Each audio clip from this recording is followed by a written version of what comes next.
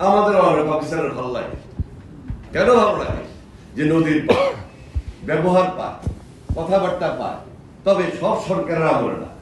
ইনশাল্লাহ আমরা অতটুকু সহযোগিতা আপনাদেরকে করব, কিন্তু মনে করতে হবে আপনাদের বাড়ি লক্ষ্মীপুরের প্রতি আপনাদের আলাদা দুর্বলতা শো করে আমাদের এই এলাকার মানুষগুলার কাজগুলাকে আপনারা ত্বরান্বিত করে নেবেন। নতুন লক্ষ্মীপুর, সুন্দর লক্ষ্মীপুর গড়ে দেওয়ার ক্ষেত্রে আপনারা সহায়ক হবেন। আজকে যারা উপস্থিত হয়েছেন, আমি কথা বলতে গেলে আরো অনেক কথা দরকার ছিল, অনেক কথা এখন আর বলার দরকার নাই। তারপরেও ডিসি সাহেবের সঙ্গে আমাদের কথা হয়, বিষয়দের কথা হয়, যার যার এলাকার কথা আমরা ওনাকে শেয়ার করি, বলি, কারণ ওনার মাধ্যমে কিছু জিনিসগুলোকে সমন্বয় করে এগিয়ে নিয়ে যেতে হয়। আইন শৃঙ্খলার ব্যাপারে শুধু লাস্ট এটাই বলবো, এই যে এখানে যে চার্টটা দিয়েছেন, এই চার্ট অনুযায়ী আপনি যদি বলেন আইন শৃঙ্খলা খুব ভালো, আমি বলবো ভালো না। এই চার্টের মধ্যে যেটা আমি দেখতে পাইলাম যে আপনার লক্ষ্মীপুর সদরে হলো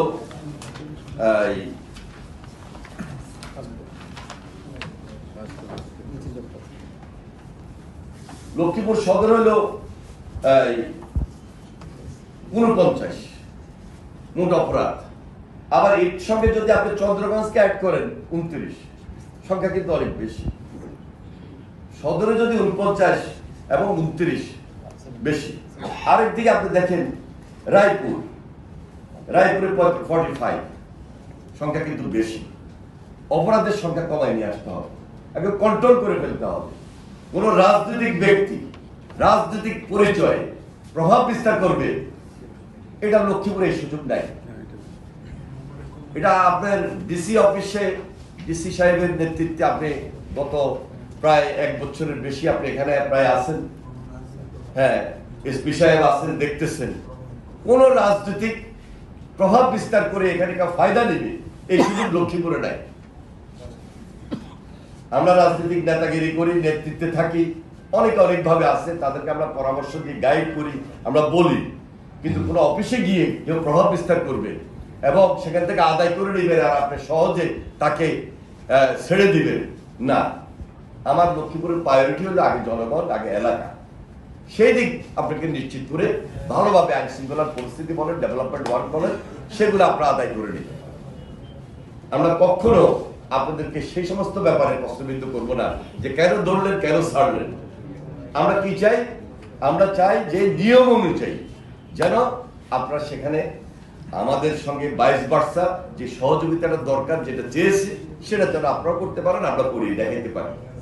এবং আমাদের যেন কোনো বদনাম না হয়, সেটা আমাদের নেতা কর্মীদেরকেও আমরা বারবার বলে রেখেছি। তারা খুব অফিস আদালতে গিয়ে কাজের ব্যাপারে কাউকে প্রেশারও দেয় না, ধমকও দেয় না, এবং টেন্ডারবাজিতে অংশ নেওয়ার কোনো সুযোগ নেই। এটা আমাদের বলা আছে। কেউ যদি তার নির্ধারিত নিয়ম অনুযায়ী সেটা করতে চায়, একজন ব্যবসায়ী সে ব্যবসা করুক, অসুবিধা নেই, কিন্তু নিয়মের বাইরে গিয়ে প্রভাব বিস্তার করে কিছু আদায় করে নেবেন, ওই সুযোগটা আমরা দিচ্ছি না। এটা আমাদের এবং সেন্ট্রাল থেকে এটা আমাদের বলা আছে, এবং আমরা লক্ষ্মীপুরে এটা আরো বেশি করার চেষ্টা করি, কারণ আমাদের এখানে একটা ভাবমূর্তির ব্যাপার আছে। এই লক্ষ্মীপুরে এখন 6টা উপজেলা, 6টা উপজেলায় আমাদের যাতায়াত আছে। আমাদের পৌরসভা বলেন আর অন্যান্য পৌরসভা বলেন, সেখানে আমাদের সর্বাত্মক যাতায়াত আছে। আমরা চাই এই যে স্বল্প সময়ে আমরা যেটা শুরু করেছি, সামনে আমাদের যে সময়টা আছে, সেই সময়টায় যেন আমরা খুব দ্রুত মানুষের দোরগোড়ায় আমাদের কাজগুলো পৌঁছে দিতে পারি। আপনাদের সবাই সেখানে আন্তরিকতা প্রয়োজন। আশা করছি ইতিমধ্যে আপনারা আপনাদের বক্তব্যের মাধ্যমে সে আন্তরিকতা প্রকাশ করেছেন। আজকে উপস্থিত